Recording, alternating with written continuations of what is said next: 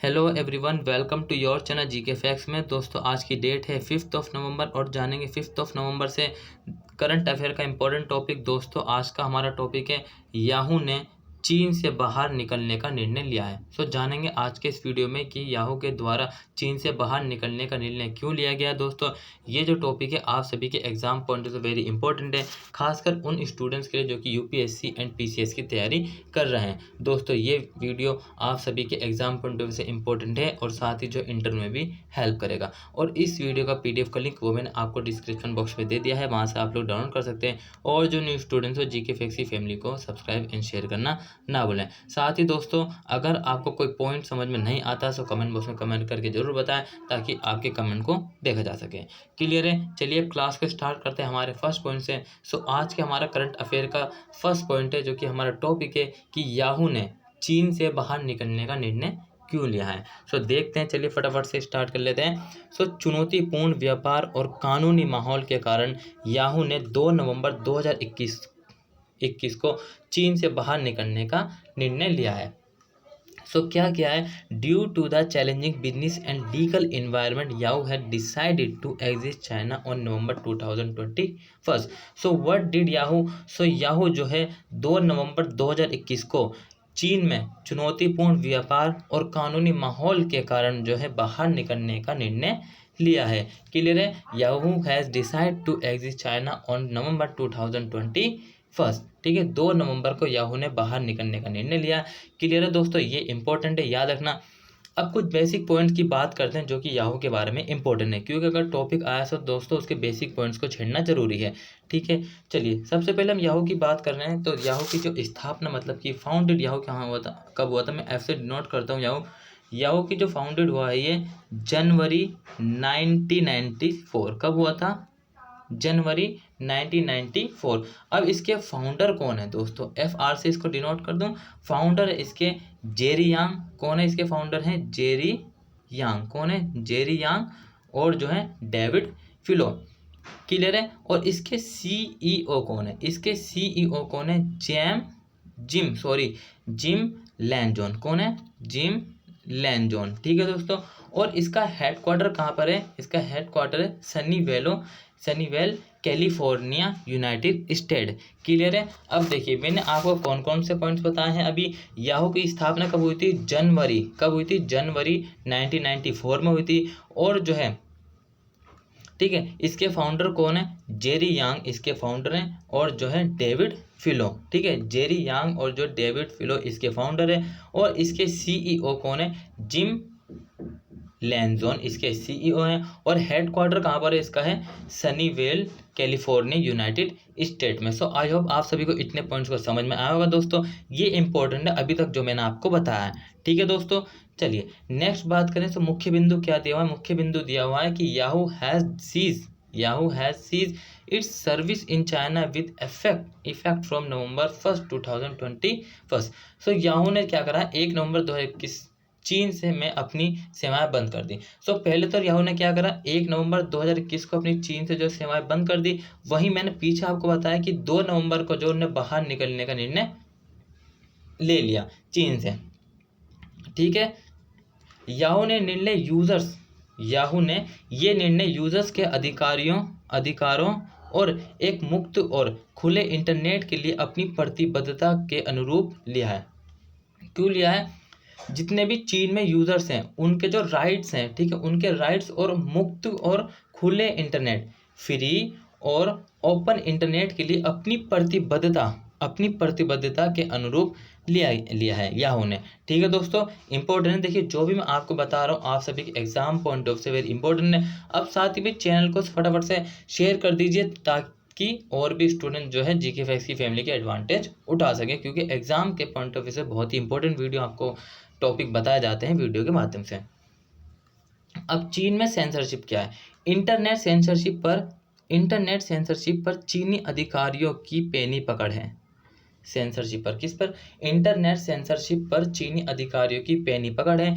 इसके लिए चीन में काम करने वाली कंपनियां, मतलब कि चीन में जो भी कंपनियां काम करेगी, या तो वो चीन की हो या फिर चीन की कोई कंपनी हो या फिर कोई अन्य देश की, जो चीन में उसने इन्वेस्टमेंट करा हो किसी व्यक्ति ने और जो कंपनी चला रहा हो अपनी, ठीक है। सो इसके लिए चीन में काम करने वाली कंपनियों को राजनीतिक रूप से संवेदनशील या अनुपयुक्त कीवर्ड और सामग्री को सेंसर करने की आवश्यकता होती है। किसको होती है? इसके लिए चीन में जो भी कंपनी काम करेगी उन सभी कंपनियों को जो है राजनीतिक रूप से संवेदनशील या फिर अनुपयुक्त कीवर्ड और सामग्री को सेंसर करने की आवश्यकता होती है। किसको? कंपनियों को जो है सेंसर करने की आवश्यकता होती है। सो आई होप आप सभी को समझ में आया होगा जो मैंने आपको बताया है। नेक्स्ट पॉइंट की बात करें, सो चीन ने अपने व्यक्तिगत सूचना संरक्षण कानून को भी लागू किया है। इसी में जो चीन ने क्या करा, अपने व्यक्तिगत सूचना संरक्षण कानून को भी लागू किया है, ठीक है, जिसको क्या बोलते हैं? Personal information protection law. और इस कानून के तहत इस बात की सीमा निर्धारित की जाती है करते हैं कि कंपनियां क्या जानकारी एकत्रित कर सकती हैं। जो भी कंपनी है चीन में, ठीक है, जो भी काम कर रही हैं, वो कंपनी जो है क्या एकत्रित कर सकती हैं, ठीक है। किस कानून के तहत? इन पर्सनल इंफॉर्मेशन प्रोटेक्शन लॉ के तहत जो चीन में कंपनियां हैं वो क्या जानकारी एकत्रित कर सकती हैं, ठीक है। वहीं नेक्स्ट पॉइंट है, ये मानकों को भी निर्धारित करता है कि जानकारी को कैसे संग्रहित किया जाना चाहिए। It also set standards, it also sets standard for how information should be stored, ठीक है। कैसे ये मानकों को निर्धारित करता है कि कैसे जानकारी जो भी हमने मतलब कि ढूंढी उसको स्टोर कैसे किया जा सके, ठीक है।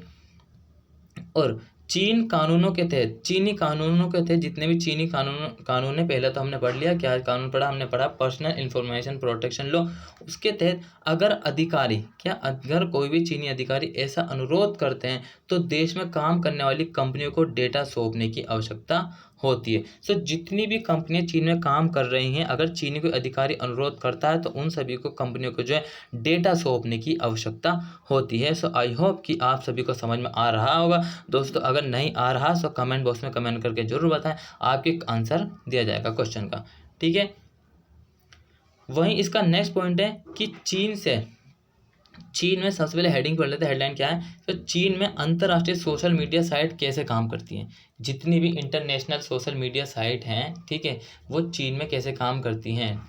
देखिए, चीन से याहू की वापसी काफ़ी हद तक प्रतीकात्मक है। क्या है? चीन से जो याहू की वापसी हुई है 2 नवंबर 2021 को, ये काफ़ी ज़्यादा जो है प्रतीकात्मक है, क्योंकि चीन ने याहू सेवाओं और उसके वेब पोर्टल को पहले ही ब्लॉक कर दिया था।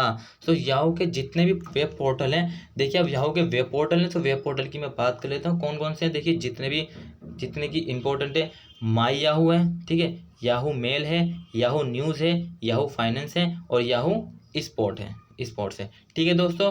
क्या क्या बताया मैंने? माई याहू है, याहू मेल है, याहू न्यूज़ है और याहू फाइनेंस है और याहू स्पोर्ट्स है। और ये जो है याहू क्या है? याहू जो है अमेरिकन सर्विसेज है। याहू जो है एक अमेरिकन सर्विस है। सो आपने ये भी ध्यान रखना है, ठीक है।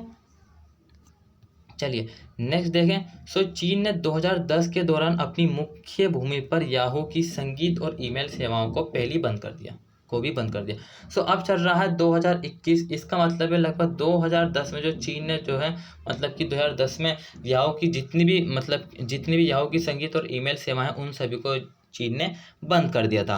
सो चीन जो है अंतर्राष्ट्रीय सोशल मीडिया साइटों और फेसबुक और गूगल जैसे सर्च इंजन को वहां संचालित करने की अनुमति नहीं देता है। So China does not allow international social media sites and search engine such as a Facebook and Google to operate there. So China किसी भी मतलब की जो अंतर्राष्ट्रीय सोशल मीडिया हैं, साइटें हैं जिसके अंतर्गत फेसबुक और गूगल आती है, इनको जो संचालित मतलब कि अलो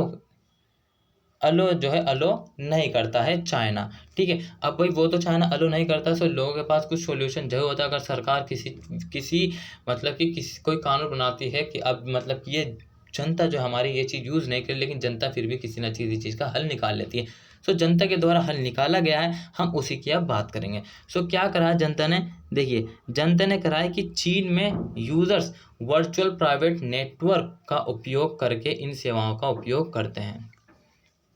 कैसे करते हैं, जितने भी चीन में यूज़र्स हैं जो कि सोशल मीडिया जो कि इंटरनेशनल साइट है उनको यूज़ करने के लिए जो है वर्चुअल प्राइवेट नेटवर्क का उपयोग करके इन सेवाओं का उपयोग करते हैं। सो दोस्तों आज सभी को समझ में आया होगा। एक बार मैं जो इम्पोर्टेंट पॉइंट्स है वो आपको बता देता हूँ। देखिए आज का जो हमारा टॉपिक था, टॉपिक क्या था कि जो है याहू ने जो है चीन से बाहर निकलने का निर्णय लिया। ठीक है, निर्णय क्यों लिया था, चुनौतीपूर्ण व्यापार था वहाँ पे और जो लीगल, ठीक है, और लीगल माहौल था, लीगल इन्वायरमेंट था उसके कारण।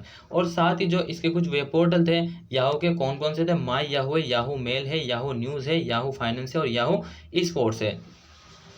और ये जो एक अमेरिकन सर्विस है। ठीक है, और जो इसके कुछ बेसिक पॉइंट्स हैं जो कि याहू की स्थापना कब हुई थी, 1994 में हुई थी, 1994 में याहू की स्थापना हुई थी। इसकी जो है करंट CEO कौन है, इसके जिम लैनजोन है। ठीक है, फाउंडर हैं जेरी यांग और डेविड फिलो हैं। हेड क्वार्टर है सैनीवेल एंड कैलिफोर्निया, यूनाइटेड स्टेट। सो दोस्तों ये इसके इंपॉर्टेंस पॉइंट्स है याहू के जो मैंने आपको बताए हैं। आप सभी के एग्जाम पॉइंट वेरी इंपॉर्टेंट है। अगर वीडियो आप सबको अच्छा लगा, हेल्पफुल लगा, सो चैनल को सब्सक्राइब करें, साथ ही शेयर करना ना भूलें। तो thank you for watching this video. मिलते रहेंगे इसी तरीके से GK फैक्ट्स की फैमिली में।